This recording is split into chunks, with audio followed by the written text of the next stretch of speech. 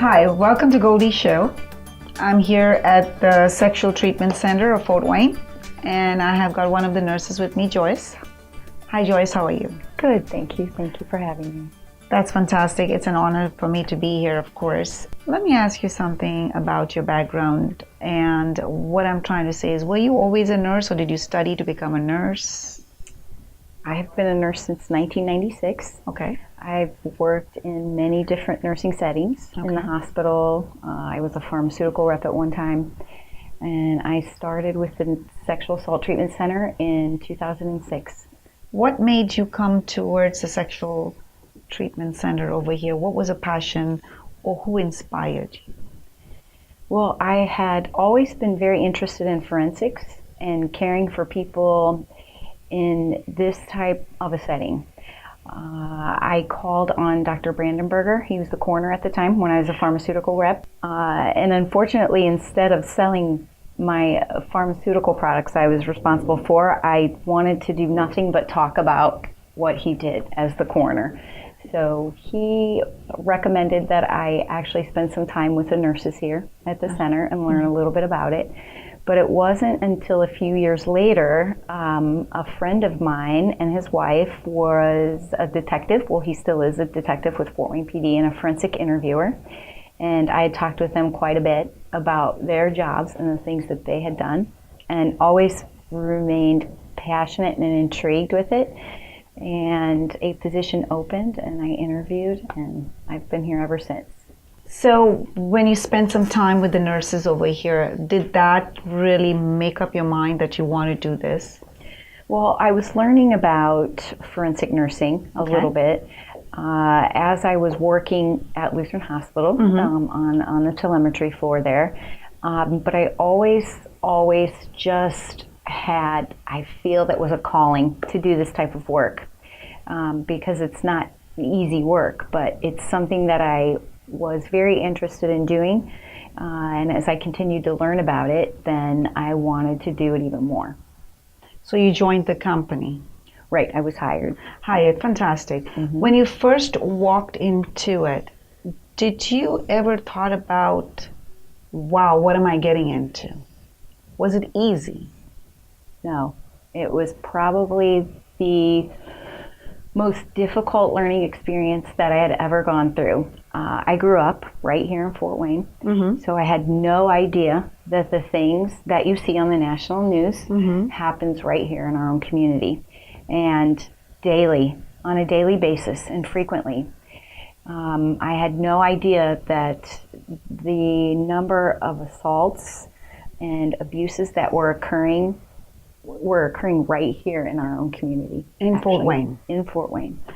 Did that just take your breath away, or like, wow? Yes, it did. It actually took me probably 3 to 6 months to really wrap my head around the magnitude of sexual assault and child molest and the reality of it. That was after filtering through all of the myths and misunderstandings and realizing exactly what occurs and on a daily basis right here. So you physically actually examine and see these kids. And what are the age difference? Can you tell me the gap age, where it starts and what are the ages? Well, we see men, women, and children of all ages. There are no boundaries for gender, age, anything, socioeconomic status. It stops at nothing. What is the youngest age? The youngest that we've seen here is 37 days old. I see you have a picture. Yes, we do. This is the youngest? Yes, that's the youngest patient that we've seen. Wow. To date. So this is the youngest age of 37 days. Wow. You can see. And what is the oldest? 94 years old. 94 years old. That is kind of shocking that someone would think about harming. It's not the age, but the youngest 37 days and the oldest 94. Yeah. Now, when you say you physically see the kids, yes. When they come in here, what is running through your mind? Emotionally, mentally? It varies case by case. But my main goal when I see a child is that by the time that they leave here, I want them to know that they're okay. And I want to be able to provide an atmosphere of healing so that whatever has occurred to them, that hopefully I can help them take that first step forward in the healing process so they do not have to live their life as a victim. That they can know that what has happened is not their fault and that their body is okay and it's perfect in every manner just as it should be. Then you come across teenagers, then you deal with them differently. Yes, a little bit differently. How do they feel? Sometimes do they feel it's their fault? Do they blame themselves? Yes, absolutely.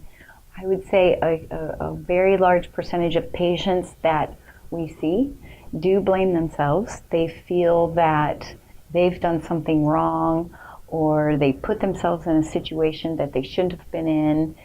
And the bottom line is that no person, any age, any gender, any culture deserves to be assaulted.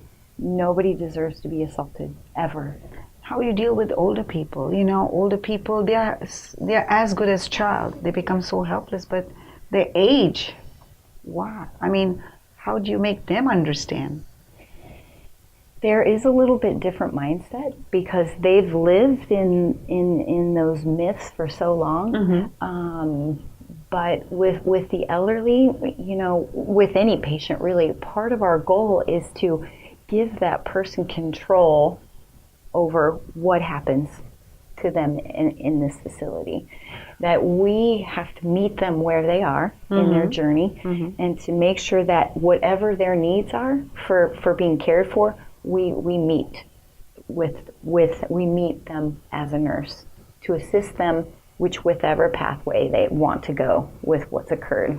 Did they give you that look of, you know, I give up, I am old, and it's okay for me to get abused? Do you ever get that feeling from them that it's okay? I would have to say that they seem to be more reserved, unemotional, maybe to seem here more stronger and stoic, like this is just another thing that's occurred in my life, type of an attitude or feeling, and that they will get through it as they have so many other things in their life. But again, with those patients too, we want to make sure that when we leave here, we have cared for them as a nurse and advocated for them as a nurse and have helped them to take a strong step in the direction of healing.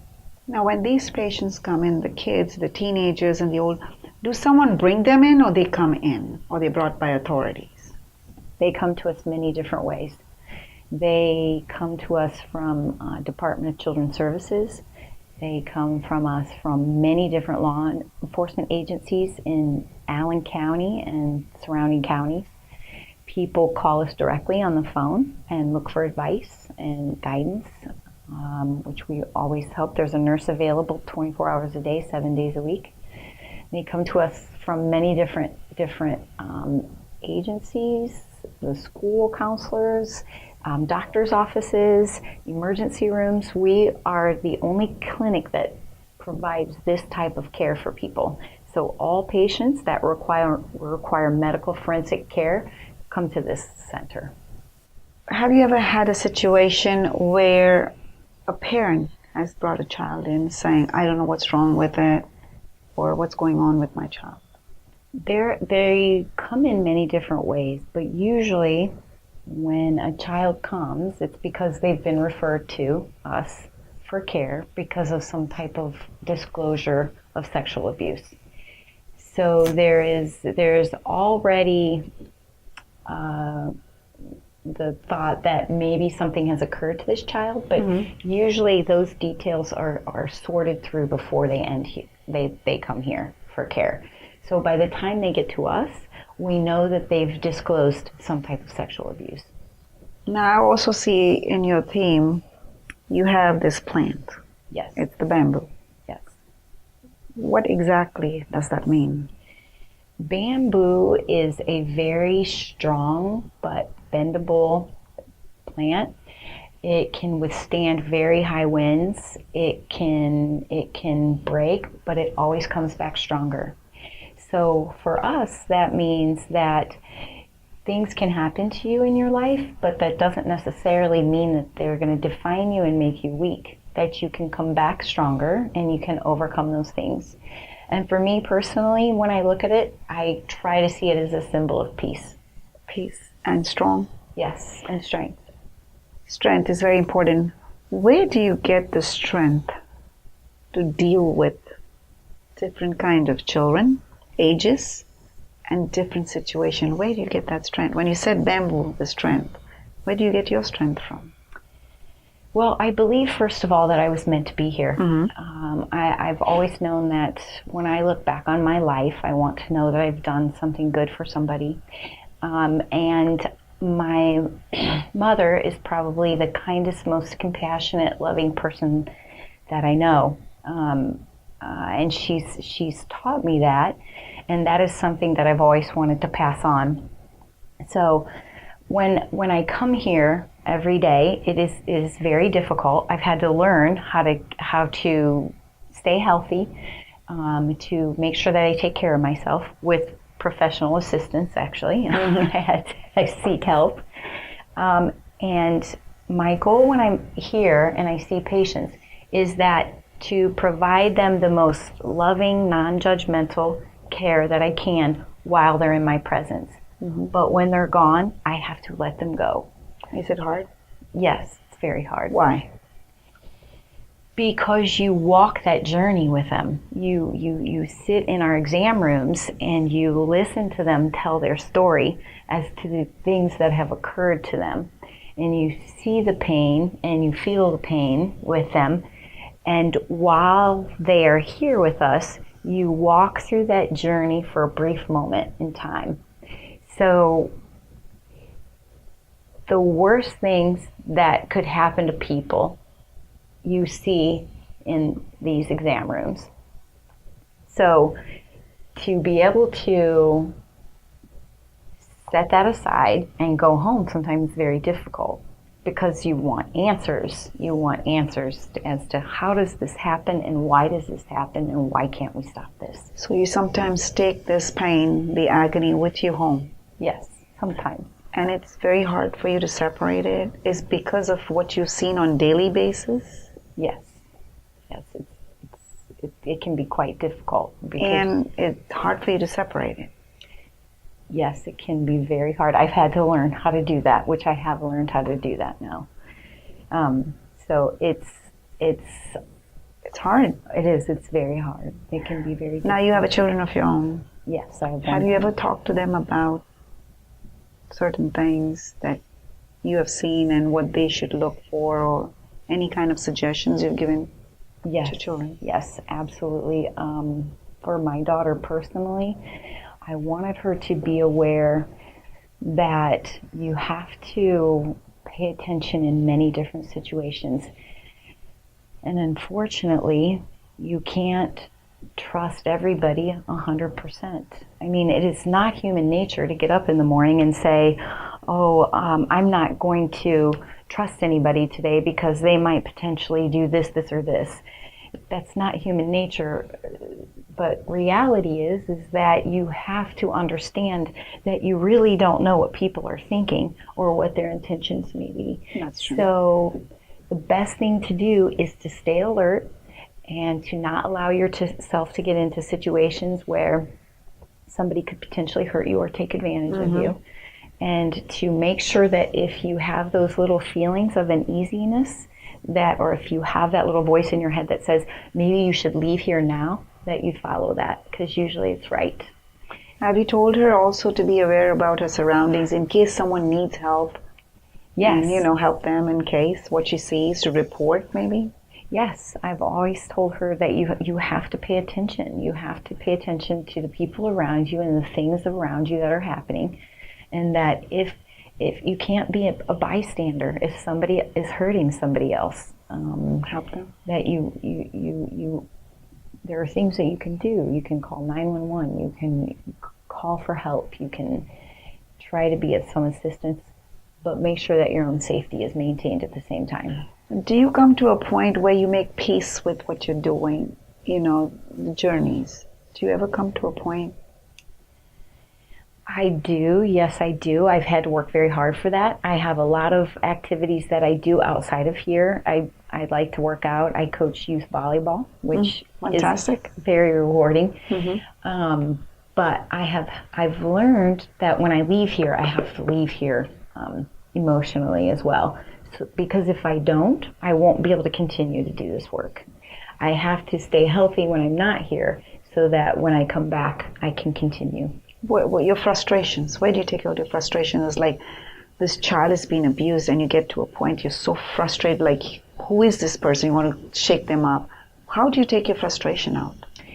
Probably boot camp is one way. And that's a nice way of saying it. Also, when I coach, I'm pretty competitive. Oh, wow. So that probably comes out a little bit there too as well. But just finding joy in everyday life, in interactions with my family and friends, and in times of peace. And the other thing is knowing that I haven't walked the path of people either as a victim or as perpetrator. So therefore, I cannot judge. So I try to remain neutral and know that I have to do that in order to provide the best care that I can for the patients that we see here.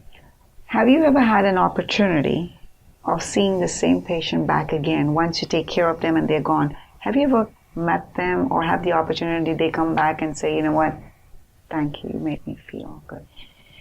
Not after they've left here, but I have had some very, very special, warm interactions with my patients before they leave here. Mm-hmm. I've hugged people. I've cried with people before they walked out the door. Mm-hmm. I've had exchanges with them, nonverbal exchanges of love and compassion. I've had situations where they've grabbed me and have said thank you so much. And I've had other situations where people will just simply walk out the door because that's their way mm-hmm. of handling it. But you have the satisfaction that you have made a difference in that person's life. I think so. I think so, yes, because what we do here is we take the nursing process and we apply it to a patient that's been assaulted in a very, very non-judgmental, kind, and compassionate manner. And I just believe that humans know when there is kindness and love and compassion between others without spoken word. And I think that our patients, when they leave here, they can feel that from us. And they have feelings of trust and love and non-judgmental attitudes towards them when they walk out the door. So you give them that confidence when they leave. Yes. It's okay. Yes, and that you will survive this. You will survive. You're a survivor. Yes. With all the work that you're doing, and I know all my audience watching out there, what would be the message that you want to convey to them from small, medium, tall, any ages, from any background, any culture? What would be your message? My message would be that nobody deserves to be a victim of abuse or assault, ever. There's nothing that a person can do that would make you deserve to be abused or assaulted. And if that's something that has happened, please seek help and do not carry it with you forever. Take the necessary steps to heal appropriately. And call us. We'll help you if we need to. We'll point you in the right direction if that's what it takes. And for people that may be on the other side of that may abuse or assault others, please get help too, because nobody deserves to be assaulted. And when they call, it's confidential, correct? That's correct. Okay, just want to make sure that, maybe they're afraid that it's not confidential. That's why they don't call, or? Many different reasons that people will not call and report, whether it be self-blame, fear of retaliation sometimes is Okay. a big Yeah, that's one. possible. Yes, you're right. Yep. Fear of going through the court systems and having their name or their family name out there in the open. Fear of maybe people not being able to, because when you report now, it's here, it's on record. And I think a lot of people think, unfortunately, that you can just sweep that under the rug and it will go away, but it doesn't. Are they maybe ashamed that that's happened to them? That's why they're not reporting? Yes, absolutely. Shame. Now, going into all what we have talked about, of course, emotion is involved. A whole bunch of team takes it to get this done. Yes. There are a lot of other nurses involved. Yes, there is. There are nurses that work here during the day during business hours, and there are also nurses that work in other jobs that cover call time, which we provide care 24 hours a day, 7 days a week. So you can imagine, there are times that we're up all night and then we come right back in here the next morning and work all day and then go back on call at night again. So it really takes all of us working together to be able to make sure that we can provide patient care 24 hours a day, 7 days a week. And it takes dedication, loyalty. It takes the other nurses, passion, most definitely. The other nurses that we work with, sometimes they have to step in and take over for you because you're completely exhausted from working or you just can't be on call one more time. So it is just like a sisterhood in here almost. Oh, wow. Wonderful. You guys become like a family. Yes. Taking care of each other to get this job done, to help those helpless victims. Yes. To get through what the pain is. Yes. Sitting here and listening to you, it's almost brought tears in my eyes because I've been through most of it myself. But it takes a lot. Yes, it does. And it's sometimes hard to even bring tears in your eyes because you're so much in pain that you can't cry, can you? That's right, sometimes, yes. Listening to all this, and it is a pleasure talking to you. I'm so overwhelmed with so much of knowledge, which, to be honest, I didn't know it was happening here in our society, especially Fort Wayne, a smaller city. Bigger city, I would understand, but it's not right. But happening here, what would be your message to all the audience out there that are watching? What would be your message? My message would be, do not allow it to be brushed under the carpet anymore. Do not allow for sexual assault and abuse to continue. If you know of somebody being abused, please report it. And if it's an adult that's being abused, please encourage them to report it. It doesn't matter. If we don't report and people don't come forward, then perpetrators will continue to do the same things to other people. And until we as a society put our foot down and say no more, it will continue. When you say report, how do you differentiate between what is true and what is false? You know what I'm saying? We do not make that decision here at the Sexual Assault Treatment Center. That is not our role. Our role is to treat every patient just as we would in any nursing setting, which would mean I'm going to take a history from you as to why you're here, and then I'm going to provide appropriate nursing care. That's what I'm going to do. But in that nursing care, we do the medical forensic exam where we're collecting evidence, documenting injuries, as part of our examination procedure. But our number one priority is to make sure that patient's medical needs are met. The victim is met.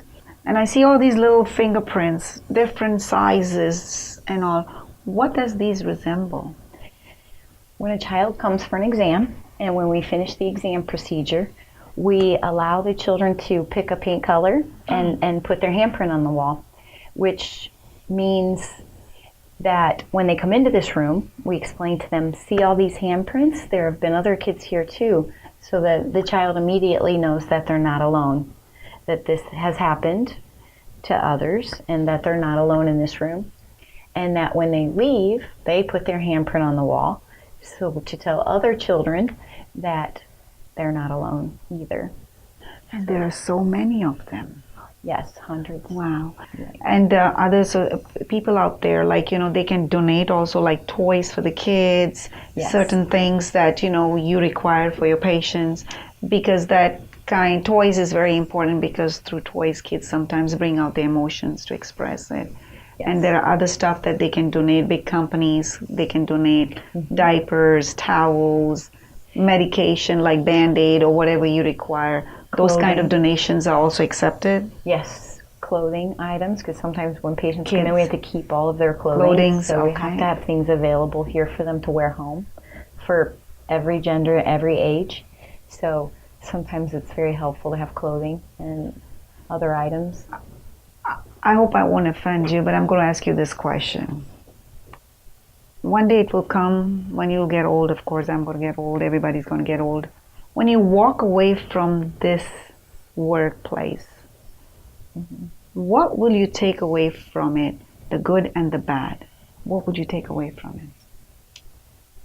I will take away a lot of memories of healing, of holding patients' hands and walking them through a healing process, and maybe what could be the worst time of their life, and a knowing that somewhere along my life I've done good for somebody, and that the more that we raise awareness and we help people and to come forward in a safe and loving environment, that maybe we can take a step in the right direction to help stop what happens to people, and to be able to look back on life and know that you did something good. That I did something good.